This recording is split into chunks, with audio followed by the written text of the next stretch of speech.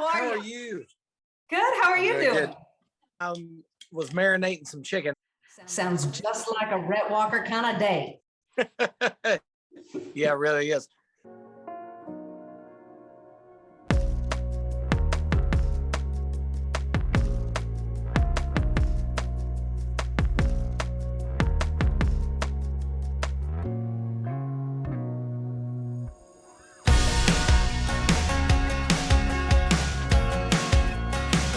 We're going to grill some chicken, and first we're going to go play tennis. Tennis? Yeah. Wow. Yeah, I'm not any good. Well, I'm good enough to play, but not like great, you know? You're good when you get to love, right? Because you got that tattooed on your arm. Yeah, exactly. Rhett Walker, I tell you, there's very few people that I think can make Crowder laugh. Genuinely, like throw him off and like really get him. And I have seen you do that multiple times in one setting. Like I on purpose like tried to trip him up. Really? Because every time like we're in the same room, usually it's me. And I can't even get a sentence across because I'm laughing so hard. So I was like, this time I'm gonna get him. I'm gonna see if I can like mess him up somewhere. And I did successfully, and I'm proud of it.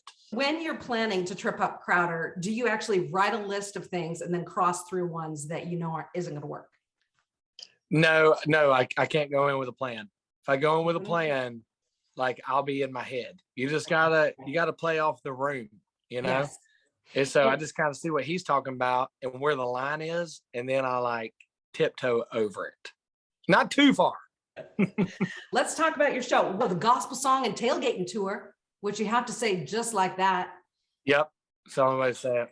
The first one we did in the fall, you know, we just knew that we wanted to put some songs together, a lot that we don't necessarily get to play. So we're like, man, what can we play that the fans want to hear, from like the Come to the River days all the way up to this Gospel Song EP. And so I feel like our show's pretty well put together. We've taken songs out, we put songs in, we've made medleys, and I wouldn't say we perfected it, but we've made it where it's the reason we do what we do. And that's to lift up the name of Jesus and have a fun time while we do it. And so the show kind of feels like that.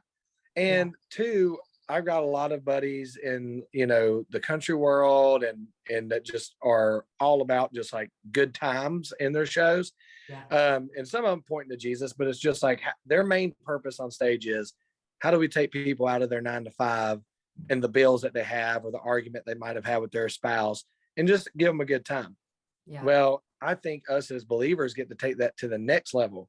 We should be doing the same thing, taking people out of their 9 to 5, out of their worries for a second, but not in looking for everything around us in the world, because it might give a little bit of joy for a moment or peace. But the only kind of sustainable joy and peace comes from Jesus. So let's take them out of their moment and point them to Jesus. And we've just had fun doing it. And so the first go around, we had Jordan Smith out and Peabody. And so with this new one, 2.0, we're taking out Tasha Layton and Leanna Crawford and Peabody. And so it's I'm so excited about it. And we're taking it out west and up Midwest, and you know, which we didn't get to last time. And so God's been opening some cool doors, but I mean, it's a fun experience. It's fun, safe for the whole family, as they would say. And because I've been working out. And so your whole family's safe, because I can do at least 15 push-ups now without getting winded. Wow. So you ain't got to worry when you're at a Rhett Walker show. That's for sure. That is impressive.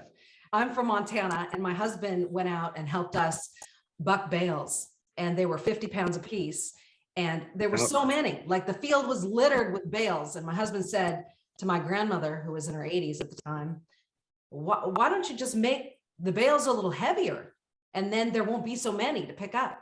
And she said, because I know I can lift 100 pounds of hay, 50 in each hand, so that's why I bail on that. Yep. Gosh, that was one of my first jobs, was working on a farm. And I wanted to quit every day. Yeah. And it was in this humidity and the Georgia heat, and it's like 110, 115 with humidity sometimes. And I was ready to die, but you know, here I am today, and I got the same work ethic now. So it's wake up and do what you're called to do, and show up on time, and go to bed happy. I love that. I don't have to lift hay bales no more, thank the Lord. Yes, man. Yeah, that's a job. So tell me, you made it home, do a daddy-daughter dance. Did you do line dancing? We did. I mean, we tore up the dance floor. It's not even there anymore. So Riley is 17, and we've done daddy-daughter dances for years.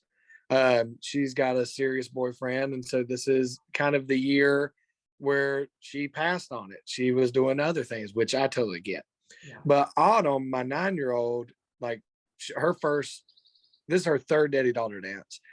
Well, I was in Kansas the night before, and it was also the night of the Super Bowl. So I get up at like 4 a.m. I get back home just in time. Everybody's at my grandparents' house celebrating my dad's birthday. Get my wife to bring clothes.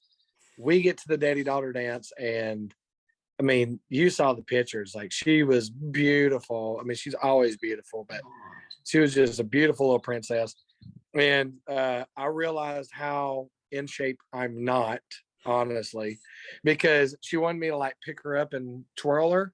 Wow. Well, as soon as we did it one time, yes, we could not do it again. So it was like the entire time was like, all right. And she would get further back and run to the beat, and I'd catch her and throw up. Oh, And so we had fun at the daddy-daughter dance. And then I get back to my house, which I haven't been at because I went straight from the airport to my grandma's. wow. And we had a bunch of people at our house for the Super Bowl. And I didn't even think about the fact that we had done that. And so it was probably 10 minutes after the game was over. It was lights out for me. I was gone. I was done for. I bet. Woke up next morning, my whole body hurt. Yeah, you gave extra. See, you don't need to worry I can't about dance like I used to. You don't need to worry about throwing bales or doing push-ups. You just need to run catch that daughter. Yeah, I'm just throwing kids now. So you giving dance lessons? I mean, I can. Yeah, they ain't gonna be good. I thought you were doing line dancing lessons. No, well, we got that TikTok dance now. Yes. So for all joy, no stress. That's harder than you think it is. I was going to ask you, how many takes does it take you on an average TikTok dance that's not a Rhett Walker song? Oh gosh, like none, because I don't ever do them. But like my daughter came up, it was April, my wife's idea, and my daughter came up with the dance. And so she was like, all right, let's go out here. And I mean, it's 15 seconds. And I was like, this will be easy. Yes. It looked like I'd stubbed my toe like right before they pressed record. I was just following on. I was 3 seconds behind Riley. And so we finally got it down.